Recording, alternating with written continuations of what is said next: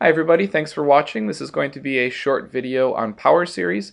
What I'm going to do is talk about what a power series is, how to perform some basic calculus operations on power series, derivatives and integrals, and how those derivatives and integrals should behave compared to the original power series. And then finally, I'll talk about some implications of this. What is a power series used for? So first of all, what is a power series? At its most basic definition, a power series is just an infinite sum that involves powers of x's. So basically, a number plus another number times x plus another real number times x squared plus another real number times x cubed, and so on and so forth out to infinity. Kind of like a polynomial, except for the powers on this quote-unquote polynomial get arbitrarily large. So it's an infinite series involving powers of x's. That's in contrast to what we learned earlier on in this chapter, where we had infinite series only involving numbers. So for example, like an infinite geometric series would be 1 plus 1/2 plus 1/4 plus 1/8 and so on and so forth. And we were pretty good at figuring out how those infinite geometric series would converge or when they wouldn't converge and so on and so forth. Power series are a little more complicated because since we have indeterminants involved in these series, since there's powers of x where we don't know what x is equal to, for some values of x your power series might converge, and for some values of x that you might try to plug in, your power series might diverge. And so we have to kind of look at all those subtleties and figure out what's going on. Now in this case, I'm calling this a power series centered at x equals 0 because you can think of all these x's as x minus 0 in parentheses. And we call 0 the center of this power series. In contrast, we could also center a power series at other values. So the power series centered at x equals a, where a is the center. So in the parentheses we have x minus a instead of x minus 0. There is a reason that we would center a power series at various different values. We'll see that more as we go through this chapter and kind of learn more intricacies involving power series. One thing I do need to point out right away, though, is that a power series can converge for all x values. So basically there are power series out there that no matter what real number you plug in for x, the power series converges to a real number. There are also power series that only converge at an interval centered about x equals a. So it only converges at an interval around the center. So basically there might be a small interval where on that interval, no matter what x value you pick on that small little interval, when you plug it in for x, you get a convergence series. But if you pick anything outside of that interval, the power series diverges. And then the last possibility, which is kind of trivial, but it is something to point out, it is possible to have a power series that only converges, at the center x equals a. But of course, every power series is going to converge at its center x equals a, because if we plug in a for x in this formula, we can see that everything becomes 0 except for the first term c0.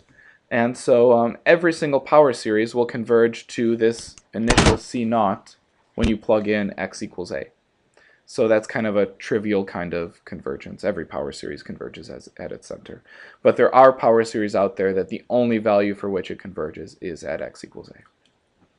Alright, moving on. So what can we do with power series? Well, one thing you could do is you could do some calculus on a power series. You could take a derivative of a power series and you get another power series. You could take an integral of a power series and get another power series.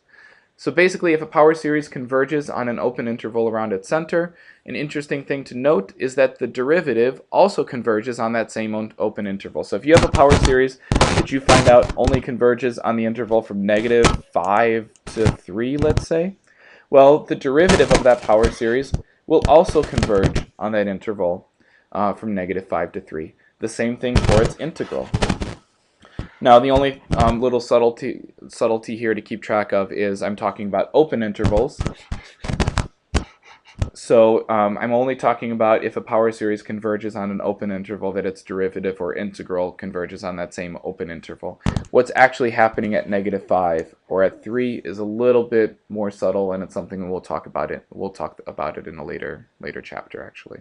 So we'll get there. We don't know what's going to happen at -5 itself or at 3 itself. The endpoints of the interval are a little more mysterious. Alright, so the last couple slides I want to show you. First, let's try an example where we take the derivative of a power series. So this is called term-by-term differentiation. Basically, I'm going to give you a function f of x that's defined as a power series, and we're going to find both its derivative and the interval of convergence for that power series. So let's start with a function f of x. F of x is going to be the sum from n equals 0 to infinity of 5 times x plus 4 over 3 all to the n. The first thing you might notice is it turns out that this is a geometric series. A1, which you get by plugging in n equals 0 to get the first term, turns out to just be the number 5. And our common ratio, the value or the expression that we multiply by each time to get from one term in the geometric series to the next, is the object that we're taking the nth power of, which is x plus 4 all over 3. Now you remember from earlier on in this chapter that a geometric series converges to a1 over 1 minus r as long as that common ratio r has an absolute value that's less than 1. So I can put this into the slide. We could plug into a1 over 1 minus r and we get negative 15 over x plus 1. And that's just using that our a1 is 5 and that our common ratio is x plus 4 all over 3, and then we just plug directly into that formula a1 over 1 minus r, clean it up a little bit, and we get negative 15 over x plus 1. Now, of course, that's only going to converge when the absolute value of r is smaller than 1, or when the common ratio is between negative 1 and 1. And so to find that full interval of convergence, we would say that the common ratio of x plus 4 over 3 is between negative 1 and 1. If we multiply both sides, or all three parts of that inequality by 3 and subtract 4 from all three parts, we get an interval of convergence that says that x has to be between negative 7 and negative 1. Now all that means is that in order for this equality to be true, we need to make sure that we only plug in x values that are larger than negative 7 and smaller than negative 1. As long as we substitute in an x value that's between negative 7 and negative 1, we're going to get a convergent geometric series, and it's going to converge based on these formulas that we have right here. Alright, so to take the derivative, to find f prime of x, of course the first thing we do is we say that the derivative of f of x is f prime of x. That's going to equal, we're going to take the derivative of this infinite series, and it turns out that taking the derivative of an infinite series involving powers of x's is not all that difficult. It's kind of like taking the derivative of each term in a polynomial. Remember how you take the derivative of a term in a polynomial? You bring down the power, so it's going to be 5 times n. Then you take 1 away from that power, so that's going to become an n minus 1. And of course, we have to use chain rule here.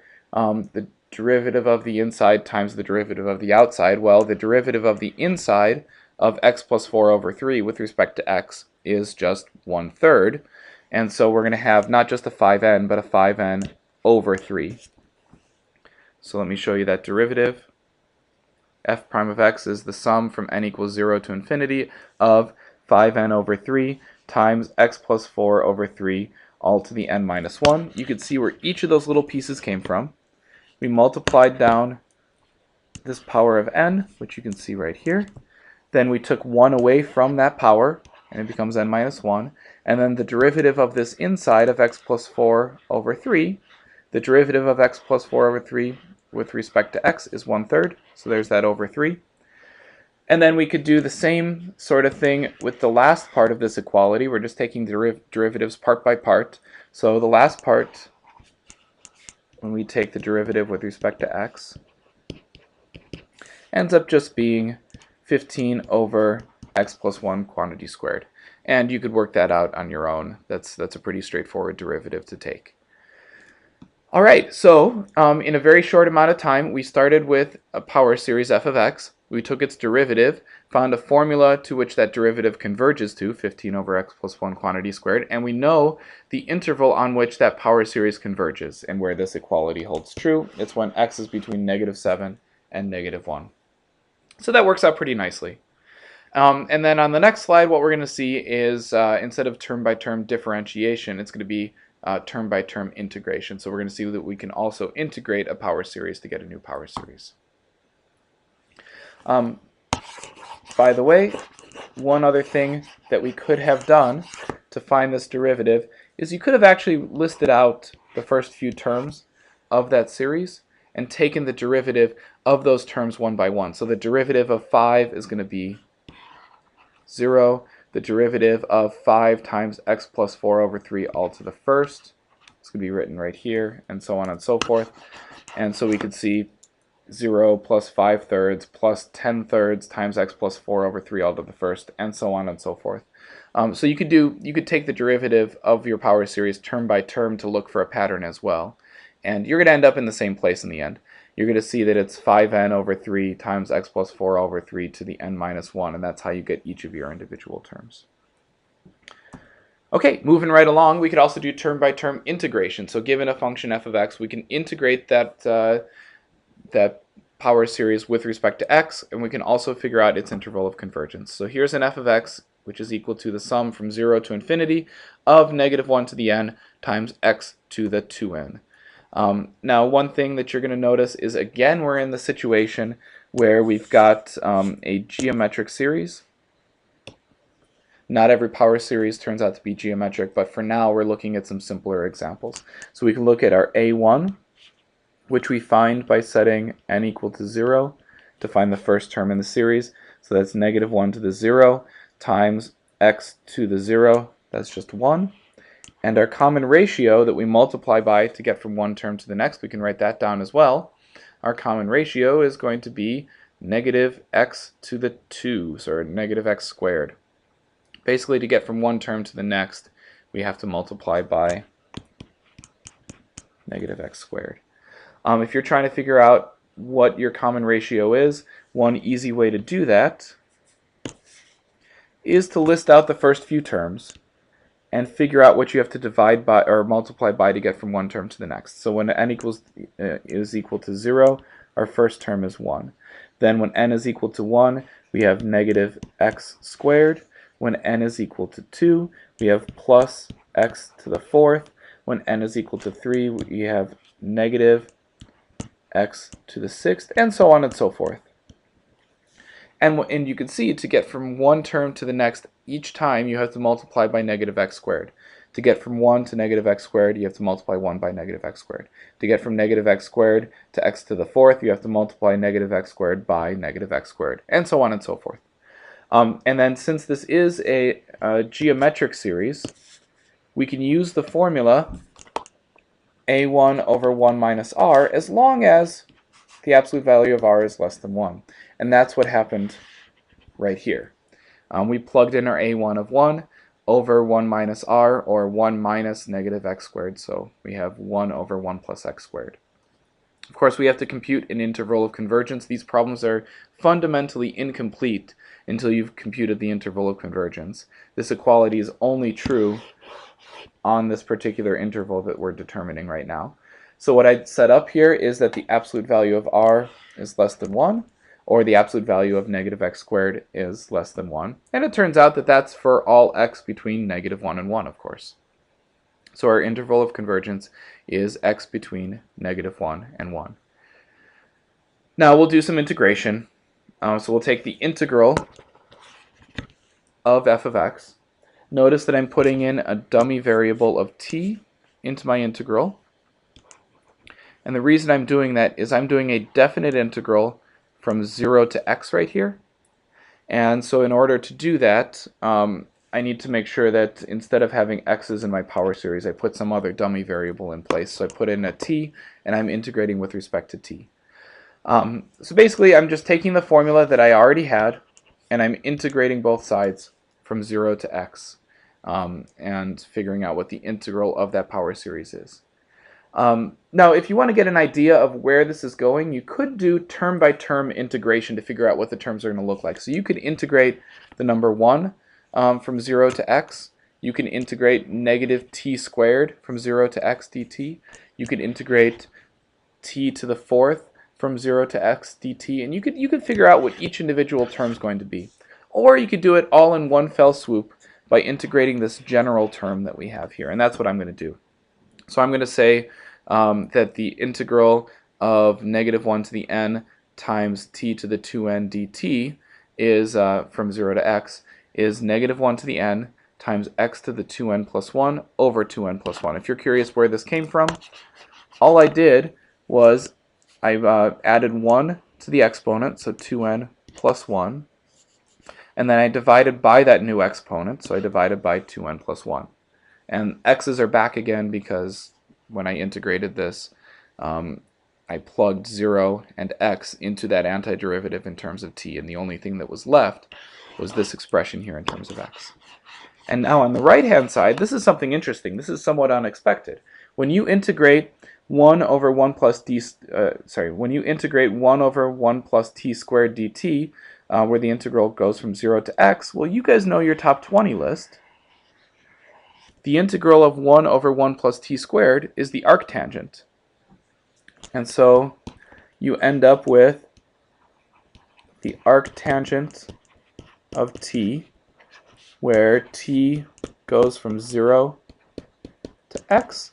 Now, the arctangent of 0 is 0, so the only thing you have to plug in is that x, and you get arctangent of x.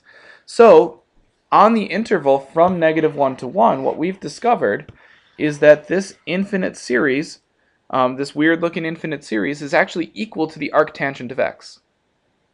Let's think about the implications of that. First of all, we should have a graphical correspondence. We should be able to graph, or at least approximate the graph of this power series, and we should be able to graph the arctangent of x. And when x is between -1 and 1, these two graphs should overlap perfectly. Let's think about why that would be useful.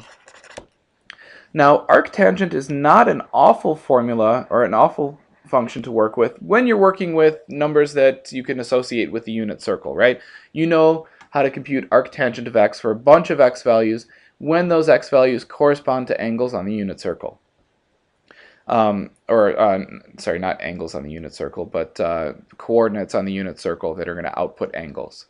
However, there's only a finite number of those values, right? There's only a couple values on the unit circle that we have memorized, and there's a whole bunch of values that we can only figure out what the arctangent of x is if we have a calculator in front of us. Well, the calculator doesn't do magic, right? The calculator's not magical. It doesn't happen, it's not just an oracle that happens to know what the arctangent of x is for any possible x that you can think to plug in. Actually, what the calculator is doing is exactly this. When you tell the calculator to compute the arctangent of, say, 0.17, like I said, your calculator does not have just a list of every single possible value for arctangent that it's referencing. Instead, what it's doing is it's taking the number 0.17 that you inputted, and it's putting it into this power series, replacing x with 0.17, and adding up this series for a bunch of terms of x, for a bunch of powers of x. Now, obviously, your calculator can never get up to infinity, so what it does is it just puts a reasonably large number up there, let's say 1,000, and adds up 1,000 terms, and this series converges to arctangent of x when the top limit of the sum tends to infinity. So for a large value on top, they're pretty darn close. And here's what you end up with. You can see that arctangent is the blue graph, and the red graph is that an approximation of that power series. And when x is between -1 and 1, these things basically perfectly converge. Now you'll notice it's not quite perfect, and that's because when I was in my calculator and I was generating these graphs, I can't type in an infinite number of terms from the power series. And so, I think I maybe typed in 25 powers or so. And so you can see that these two graphs are pretty darn close. What we're going to see in the next PowerPoint that we're going to be looking at is how to generate power series for any old function that's out there. It's going to be called a Taylor series. And also we'll start to talk about even more applications of these. Why would you want to work with power series? How is it useful? How can power series help you to understand functions that maybe we don't understand so well? And this is a great first example. We see that the arctangent of x, which is difficult to work with, can be understood as a power series, because we have this equality here when x is between -1 and 1. And as long as we truncate this power series at a reasonable number of terms, we can use that to understand how the arctangent behaves. And what I'm going to do is I'm going to pull up Desmos and kind of give you an idea of how this works. So let's open up this calculator. You're going to work along with me if you'd like. Probably a smart idea. But let's start with an initial function of f of x is equal to the arctangent of x. And you can see that there it is as a graph. Now it doesn't match up with the colors that I was using, so let's maybe try to change the colors if we can. Should change that from red to blue. Done. And now let's put in a g of x, which is going to equal the sum from n equals 0 to, I can't have it go to infinity. It's not quite going to work because, Desmos is not going to be able to add up an infinite number of terms. Let's put in a large number. Let's start out with 25 to start with, and then we could put in larger numbers as we go if we would like. And then we're going to do -1 to the nth power times x to the 2n plus 1. And that whole expression is going to be divided by, so I'm going to put parentheses around this. This whole expression is going to be divided by the 2n divided by 2n plus 1. You can go ahead and press enter. Now the colors are not looking great here, so I'm going to change this second function to red so it matches up with the graph that I was using in my PowerPoint. And you can see it pretty much perfectly overlaps when x is between -1 and 1. So this expression right here, this is actually just a polynomial at this point. When n is only going from 0 to 25, this is not an infinite power series. This is actually just a polynomial that has whatever, 51, I guess. 51 as its largest power of x. This degree 51 polynomial overlaps pretty well with the arctangent of x. Now as you zoom in, what you're going to notice is it's not a perfect overlapping from -1 to 1. As you start to get really close, a really close view, we can see that this interval of convergence is not perfectly from -1 to 1. It actually veers off a little bit before 1, and that's because I was using a degree 51 polynomial. When you take n equals 25 and plug it in here, 2 times 25 plus 1 is 51. So a degree 51 polynomial is not a perfect fit. Now if you make it a higher power, it gets a little bit better, and then a little bit better, and then better again, and then better again. And so as we take higher and more terms in this sum, this polynomial is going to do a better and better job of converging to arctangent of x. And then when finally we put an infinity on the top, which we're not going to be allowed to, but if we were allowed to put have this sum go from n equals 0 to infinity, then we would perfectly converge over the arctangent of x from x equals -1 to 1. And that's how calculators compute arctangent. In fact, that's how calculators compute values of lots and lots of functions that are out there, and we'll talk about that more in the next PowerPoint.